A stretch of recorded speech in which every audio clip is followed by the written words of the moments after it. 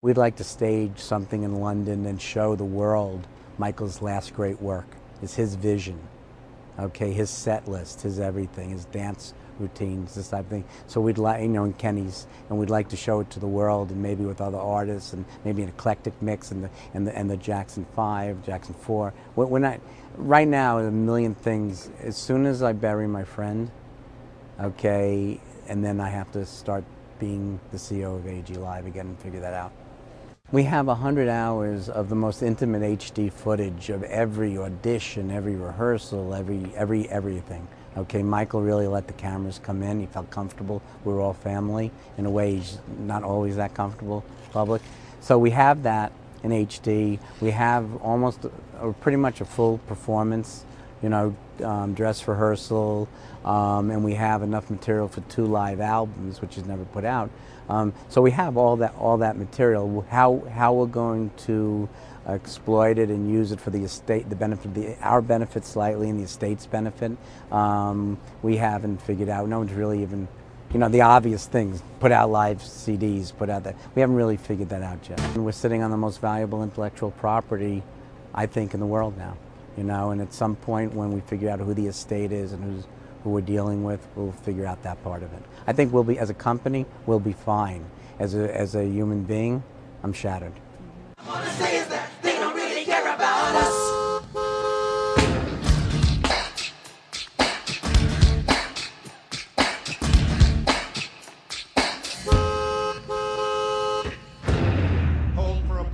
Hold for applause, slow umbrella fade out. But Joseph Jackson, the patriarch of the Jackson family, is saying who he thinks is responsible for his son's death: concert promoter AEG Live. He filed a 169-page complaint against the company with the California Medical Board. CNN obtained a copy of it. You say at the heart of it is money. Money is at the heart of this thing. Michael Jackson died because of people's greed, and let there be no mistake about it.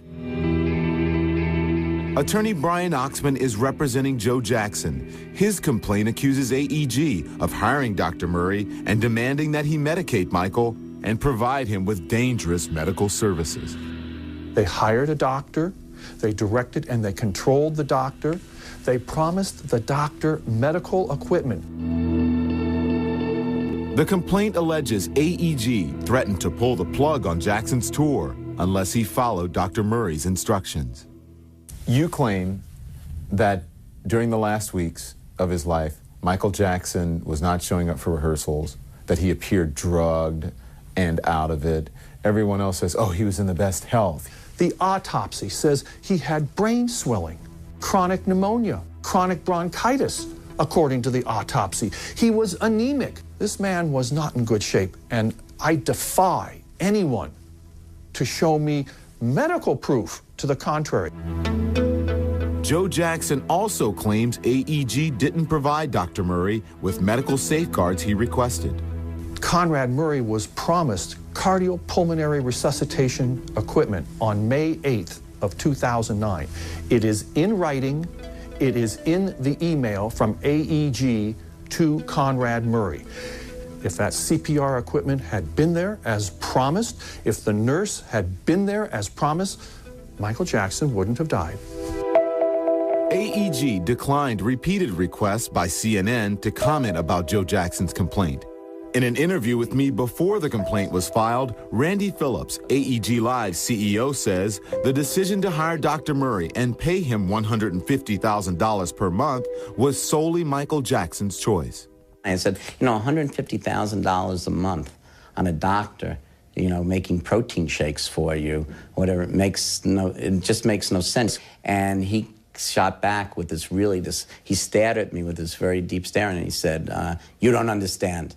And his voice got lower, his demeanor changed, and he said, you don't understand, okay, my body is what fuels this entire venture, and like Barack Obama, I need my own physician with me 24/7, okay? That's not negotiable. And he was so strong about it that I just backed off and said, this is a battle I can't win. But Phillips says AEG never officially employed Dr. Murray because the contract was never signed. To you, this contract is null and void, or? Yeah, to me it never took effect because it required Michael's signature, and Michael didn't sign the contract. AEG says Dr. Conrad Murray was hired on Michael's insistence, and he would not take no for an answer. That is simply not true. And the proof of that is? The proof of it is the emails which go back and forth between Conrad Murray. Every last promise came from AEG, and it's documented in the emails. For those people who say that AEG is ultimately responsible for Michael Jackson's death, how do you respond? Yeah, I'm sad. It makes me sad. You know, sometimes there aren't villains. They're just unfortunate circumstances and accidents. And, you know, I feel bad because I think it damages or muddies Michael's memory. And I got a call that you have to get to the house from Frank DeLeo, who's serving as his manager. And Frank DeLeo called me and said, I can't get there first. You got to get there. You're closer. There's something wrong. They called the paramedics, and he's not breathing. So I jumped in the car. I was with an associate of mine and zoomed up to the house. And as I was approaching the house that we were renting for Michael in Holmby Hills, which is part of Beverly Hills, okay, the ambulance was just coming out of the gates with the two Escalades that are Michael's private security detail, and his children were behind the ambulance. So I just U-turned around and got behind them. What about this doctor? Why did you employ this doctor? He's got, it would seem, such a bad reputation. Well, first of all, okay, if you think about this logically, we as producers of the show did not want to hire a doctor in America, have to take him out of his practice and pay for that, put him up in a hotel or house and pay for his transportation, per diems and all that, when we were playing London. I mean, I know I'm going to get a lot of heat for saying this, but he wasn't we weren't doing the shows in Bangladesh. Okay, we're doing them in London. We have some of the greatest medical personnel in the world, and doctors and research and stuff like that. So we would have preferred to have doctors on call in London, which would have been very easy for us to do, than bring someone from over here. Michael insisted on hiring Dr. Murray. Because he told us he was his personal physician, and he told one of our general counsel, outside counsel actually, who was drawing the agreement for the doctor to do the work, that he had been Michael's personal physician for 3 years. And then Michael told me, because I took one shot at getting him to let us hire an English doctor, and he said, you don't understand. Okay, my body is the machine that fuels this business, and I need personal care, and I want a doctor 24/7, like President Obama would have, and then this is my doctor. Jackson had insisted the concert promoters hire Murray to care for him during the tour, paying him nearly $150,000 a month, more than $1 million a year. He looked me in the eye and he said, look, this is the machine, pointing to his body. This is the machine that fuels this entire business. I need a doctor 24/7. He makes me feel good about myself. I want this doctor. At that point, I said, you got the doctor. And did you not realize that perhaps he wanted him because he was giving him prescription drugs that he should not have had?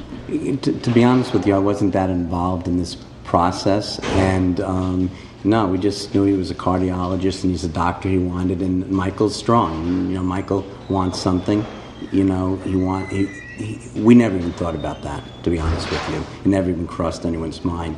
We just felt this is his personal doctor. He wants him 24/7, and the guy's willing to leave his practice for a very large sum of money, so we hired him. At that point, I said, you got the doctor. So we hired him.